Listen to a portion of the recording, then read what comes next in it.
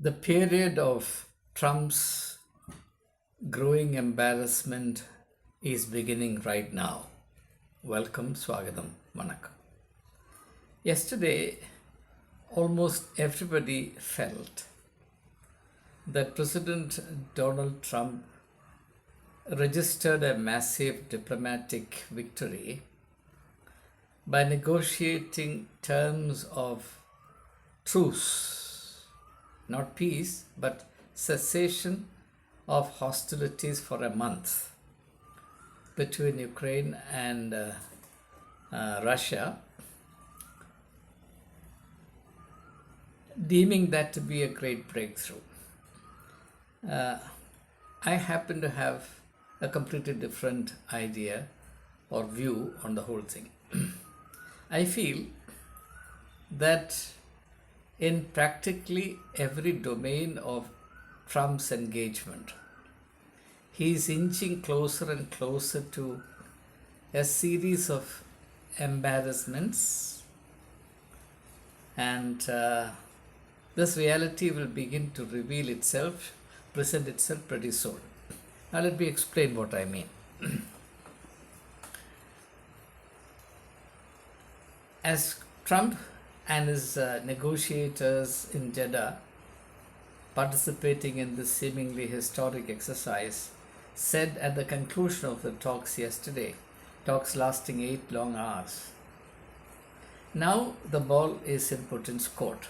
Absolutely true. But what President Trump and his advisors do not know is in which direction President Putin will kick the ball. The ball is in his court, but where exactly is he going to kick the ball? Nobody knows. To this moment, Putin has not uttered a word. Kremlin is significantly silent on the issue, and already a note of unsureness, tentativeness, uncertainty is creeping into Donald Trump's statement. Whenever he spoke of Ukraine, he was in complete control of everything. He was cocksure, and every word was like a sledgehammer blow. But when he talked about how Russia would react yesterday, he was completely unsure, and for good reasons. I'm sure that by now Trump realizes that he has goofed up vis-a-vis Putin. He has allowed his personal sentiments to ride over or override his diplomatic sense, such as he has. Putin, as I've already stated in one of my earlier videos, is a very difficult customer. And it's dangerous to underestimate him. The person who knows him best is obviously Zelensky, because no one knows an aggressor better than the victim. So if Donald Trump really wants to understand Putin, he should really consult Zelensky, but that's the last thing he would do, because the problem is that globally, human nature being what it is, people hold those who seem to be weaker than themselves in subtle contempt. As far as Trump is concerned, it is not so subtle. He makes it very obvious. So I can almost predict, and I hope I'm proved wrong in this. I'll be very happy if I'm proved wrong in this. Trump is heading towards the kind of surprise he would not be very happy with. Putin is not going to take Trump as seriously as Trump hopes Putin would, or as Trump assumes he deserves to be. I tell you the reason why. Not only because Putin is such a very shrewd guy, very cold, calculating, typically KGB-like, but also because President Donald Trump has unwisely, in a very immature fashion, overexposed himself. And you cannot overexpose yourself without also revealing your weak spots. Let me give you an illustration to make this idea clear. You would recall that a few days ago, a couple of weeks ago, Trump said in the typical belligerent fashion that Hamas should give up surrender all the hostages at one go immediately. Otherwise, they'll have all the hell to pay for it. I'm quoting his words. All the hell to pay for it. Did Hamas heed his advice? Was Hamas intimidated into submission, obedience, compliance? Not at all. Hamas overlooked it. Hamas just pretended that Donald Trump hadn't said it, or at least they have not heard him say anything. So, a small force like Hamas, which has been reduced to a rump by Israel through 15 months of concerted and unprecedented destructive action, has shown Donald Trump's authority for what it is, and that is the clue that will not be lost on Putin. Now you put yourself in Putin's position. The whole world is watching. Putin has, over the last 15-20 years, created a particular image of himself. That's the image which constitutes his greatest domestic as well as international wealth. A difficult customer, a shrewd operator, a man who is hell-bent on achieving his goals, and one who will never compromise on his goals no matter what happens. That's his image. And that is his greatest asset as well. Now, so there is Putin on this side, the Putin of the description that I've just made, and there is the small, measly Hamas on the other side. And Hamas completely, in a brazen manner, defies the words of Trump. And virtually in a silent manner says, you get lost. You don't matter to us. Of course, you would say, well, Hamas is negotiating with America, which itself is a humiliation for America because it goes directly against the stated policy of America that it will not negotiate with terrorist organizations. And it was America that categorized Hamas as a terrorist organization, and America has not rescinded that particular stand. So even today on paper, Hamas is a terrorist organization. Then how come America is directly negotiating with Hamas? That itself is America climbing several notches down. It is a sign of American weakness. At least that's how it will be understood. Particularly in Hamas and among the in Gaza and in the Hamas circles. So now if Hamas can call the bluff, why wouldn't Putin? Please tell me. So, if the Hamas imbroglio or the Hamas setback had not happened, or if the Hamas instance of a small rump of a military outfit defying Donald Trump so bluntly in the full gaze of the global attention had not happened, Trump would have been in a far better position vis-a-vis Putin.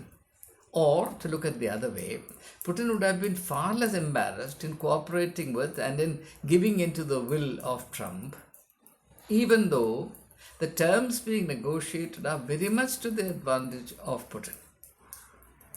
And Putin is now under the psychological pressure, the pressure of vanity, if you like, to act really tough with Trump, because otherwise he would invite a lot of ridicule upon himself. Now, Hamas is not the only instance. Now look at the situation between America and Canada.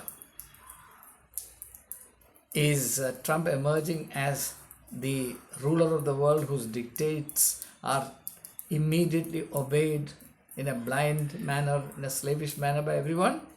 No. Canada is giving back in its own way and in a very convincing manner, in a manner that Trump understands. So you see a lot of dilly-dallying here, which is a sign of weakness. Now, obviously I have not been operating at these very large, mega global levels, but I have some experience of operating at a very, very, very low level, small scale. As the principal of a college, I can tell you one thing. If you pass an order, before you pass an order, you have to think 100 times. Look at all the pros and cons. Make sure there is an absolute minimum requirement which cannot be compromised, come what come may. But if you pass an administrative order and then you're forced to withdraw it, everybody in that institution, from the class 4 to the highest senior most members of the faculty would come to the conclusion, here is a weakling. Here is a man we can push about. This is the truth of the matter. Now, look at the way Trump, the mighty man, the commander-in-chief of the mightiest army in the world, the most powerful CEO the history has ever seen.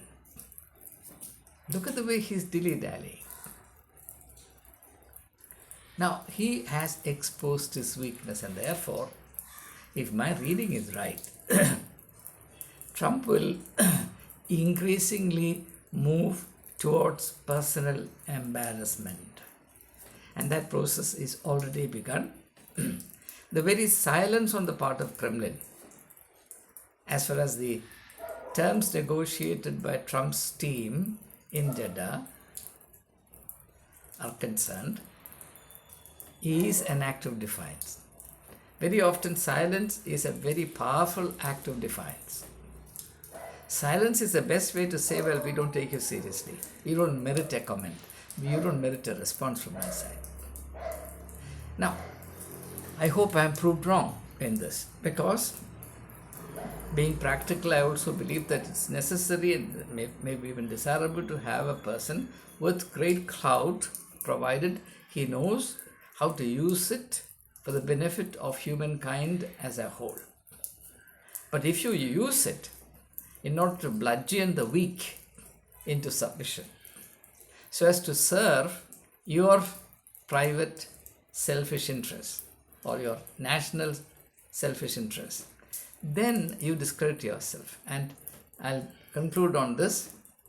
This is where Trump has again shown his weakness. The belligerence, the naked aggression with which he has treated Ukraine, the president of Ukraine, whom in the course of the White House argument, Trump, if you listen to the tape, the video, Trump called him, "You stupid president." Now, I don't think there has ever been a comparable instance in history of the president of one country calling the president of another country stupid in a public manner, in a public spat.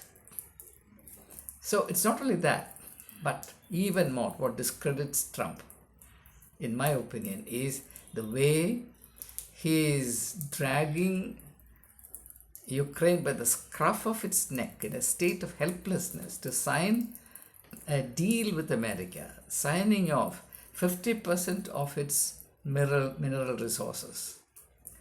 The exact volume of America's gain from this extremely unfair, predatory deal, nobody knows. It could be 100 billion, it could be 500 billion, it could be $1 trillion, or it could be $10 trillion. We do not know. So what is the logic for compelling a country in a state of utter helplessness, in the depth of its misery, to sign an unfair, manifestly, blatantly unfair, asymmetric deal of this kind? This does not speak well of the culture of America. This does not show the American president in a good light. This is exactly what dacoits do. This is the kind of robbery that you expect from people of that kind, the people of the underworld. So I think more than anything else I've referred to, I think what really destroys the image of Donald Trump in the eyes of well-meaning people, people who care for some values in the world, is the way he is arm-twisting Ukraine into signing a deal which cannot be justified, especially when Trump insists that the signing of the deal should not be coupled with any security guarantees for Ukraine. I could have understood this to some extent, if in return for this highly unfair deal, Ukraine were given adequate security assurances so that the country and its people could look forward to their survival. But that's not the case. More than anything else, I think it is this that, in my opinion, destroys the stature and credibility of Trump as the President of the United States. And I'm surprised, I'm appalled that the people of the United States of America do not not see this at all. It's very if at all they see it, they don't speak about it. Reasons better not themselves. So I'm totally convinced that, going by the logic of history and common sense, President Trump is headed towards a series of progressively escalating embarrassment, and that in the final reckoning, this 4-year term will not be known as the golden age of America. It will be known as an age of the terrible embarrassment of America. I hope and pray it doesn't happen this way. As I say it again and again, I'll be happy if I'm proved wrong. But I'm afraid the logic of history is not controlled by President Trump or all the presidents of the world. I believe that a higher force presides over the destiny of humankind, and that ultimately things happen not according to the calculations of petty politicians, but according to the blemishless logic of providence. God alone presides over the destiny of humankind. Thank you. All the very best. God save America.